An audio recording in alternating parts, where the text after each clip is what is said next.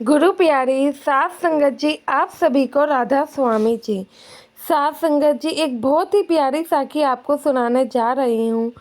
आप लोगों से मेरी विनती है कि साखी के अंत तक बने रहिएगा जी। सात संगत जी, जीवन में हम हर किसी के लिए कुछ ना कुछ करते रहते हैं। कभी हमने अपने बाबा जी के लिए समय निकाल कर भी देखा है। जो दुनियावी रिश्ते को बनाने के लिए हम लगे हुए हैं, हर किसी के लिए कुछ न कुछ कार्य में लगे हुए हैं। कभी क्या आपने सोचा है वो कार्य सही है या गलत, या फिर उन कार्य से आपके कर्मों पर क्या मतलब कि इफ़ेक्ट पड़ने वाला है। जो काम हम दूसरों के लिए करते हैं ना संगत जी, उस चीज़ का यकीनन आपको कुछ भी मतलब फल नहीं मिलने वाला है। वो आप समय बस दूसरों के लिए एक तरीके से व्यर्थ कर रहे हो। यही समय आप यही काम बस हमें एक बाबा जी के लिए करना है। समय निकाल कर अपने सतगुरु को याद करना है और भजन सिमरन करना है। तो साथ संगत जी, साखी कुछ इस प्रकार है। यह साखी एक गांव के रहने वाले राजा की है। इस राजा का इस गांव में सबसे बड़ा राजमहल था। साथ संगत जी, अब राजा का राजमहल था तो जाहिर सी बात है उस पे खजानों की भी कोई कमी नहीं थी। ये राजा का जो स्वभाव था थोड़ा सा मतलब कि कंजूस तरीके का होता है ना, वैसे था। मतलब एक इंसान होता है जिसका दिल खुला होता है, वह कुछ भी काम करता है, किसी के लिए भी सोचता है, अपने कल की परवाह नहीं करता है। सोचता है जिस खुदा ने, जिस रब ने मुझे आज तक यहाँ तक संभाला है, वही खुदा मुझे भी आगे लेके जाएगा। और एक इंसान होता है, वह ये सोचता है अरे यार, इसको कल के लिए बचा लेता हूँ, कल अगर ये वक्त आया तो मैं कैसे इस वक्त से निपटूंगा। तो राजा उनमें से ही था जो कि कल की फ़िक्र करता था। कल की फ़िक्र में वह अपने और अपना आज और दूसरों का भी वक्त ज़ाया कर रहा था। वह अपने जो कि प्रजा थी और बाकी के लोग थे, घर परिवार था, उनको वह सुख नहीं प्रदान कर पा रहा था जो कि उसे करने चाहिए थे।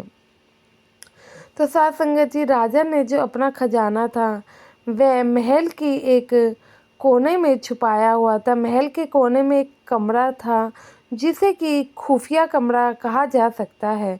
उसमें राजा ने अपना सारा खजाना छुपाया था। यह बात राजा के अलावा उसके मंत्री को पता लग गई थी, लेकिन मंत्री ने यह बिल्कुल भी मतलब कि सामने नहीं आने दिया कि उसे पता है कि राज्य का सारा खजाना कहाँ छुपा हुआ है। तो एक दिन क्या होता है कि मंत्री उस जगह से निकल रहा होता है और देखता है कि वहाँ का दरवाज़ा खुला हुआ है। जब मंत्री यह देखता है कि इस कमरे का दरवाज़ा खुला है तो वह सोचता है कि कल कहीं अनजाने में ही तो उसने दरवाज़ा खुला नहीं छोड़ दिया। तो वह उस कमरे के अंदर जाए बिना ही दरवाजे को बंद कर देता है। साथ संगत जी, बात ये थी मंत्री के दरवाज़ा बंद करने से पहले राजा भी उसी कमरे में मौजूद था और अपना खजाना देखने आया हुआ था। अब साथ संगत जी, बात ये है जो कि वह कमरा था वह राजमहल के ऐसे कोने में था जहाँ से कोई आवाज़ भी लगाए तो दूसरे तक ना पहुँचे, क्योंकि उस जगह पे कोई भी नहीं आता जाता था। मंत्री तो इसलिए वहाँ जाता था क्योंकि उसे उस जगह के बारे में पता था। अब मंत्री अचानक से ही और अनजाने में ही राजा को बंद तो कर जाता है, लेकिन उसे ये नहीं पता होता कि अंदर हुआ क्या।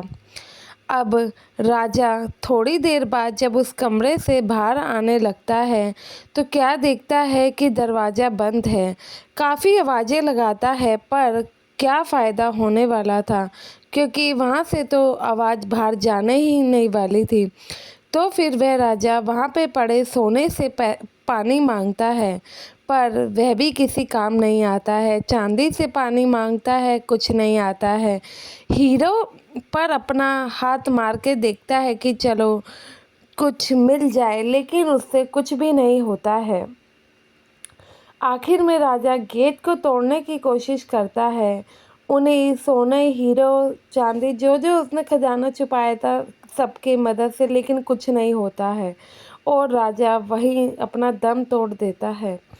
अगले दिन जब मंत्री उस कमरे में आता है तो राजा को मरा पाता है।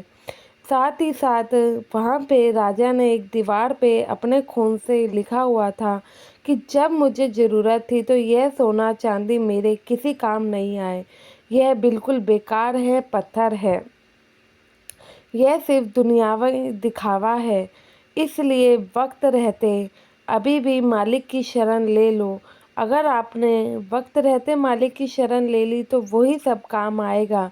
जब पूरी ज़िंदगी भर मैंने जिन चीज़ों को इकट्ठा किया वो मेरे आखिरी समय में काम नहीं आए तो वे किसके भला क्या ही काम आएंगे। अगर हम समय रहते उस मालिक का शुक्र अदा करेंगे तो जो हम पे है उसी चीज़ में बरकत आनी शुरू हो जाएगी और फिर जिस मालिक ने अब तक हमें रखा है वे आगे भी तो हमारी संभाल करेगा। लेकिन हम नादान लोग यह चीज़ को नहीं समझते हैं, इसलिए कल की ओर भागते हैं। अगर हम बेडोर जैसे कि हम उस पतंग को आसमान में उड़ाते हैं तो वह आसानी से उड़ती है और अपने मालिक पे भरोसा करती है और मालिक पे भरोसा करती है तो काफ़ी मतलब कि वो अच्छे से उड़ जाती है। ऐसे ही हम भी अपने भगवान पर, अपने बाबा जी पर भरोसा रखेंगे और अपनी डोर बेडर उनके हाथ में थमा देंगे तो कुछ भी नहीं होने वाला है। वह सद्गुरु अपने आप हमारी संभाल कर लेगा। साथ संगत जी, आशा है इस वीडियो के माध्यम से जो मैं आपको समझाना चाहती थी वो आप समझ गए होंगे और अपने मालिक का शुक्राना अदा करना कभी नहीं भूलेंगे। जो आप पे चीज़ है, अगर आज आप पे 1 रुपया है तो उसके लिए भी सद्गुरु का शुक्राना करो। क्या पता वो 1 रुपया आपके पास तो है, किसी और के पास ना हो। वक्त रहते चीज़ों की कदर करोगे तो चीज़ें आपकी कदर करेंगी, चाहे वो इंसान हो, चीज़ हो, पैसा हो, कुछ भी हो। अगर आप किसी की कदर नहीं कर सकते हैं तो वह चीज़ आपकी भी कदर नहीं कर सकती है। इस माइंडसेट को बिठा लोगे तो हमेशा ही मतलब कि आपका जीवन सफल रहेगा। वीडियो अच्छी लगी हो तो लाइक ज़रूर करिएगा।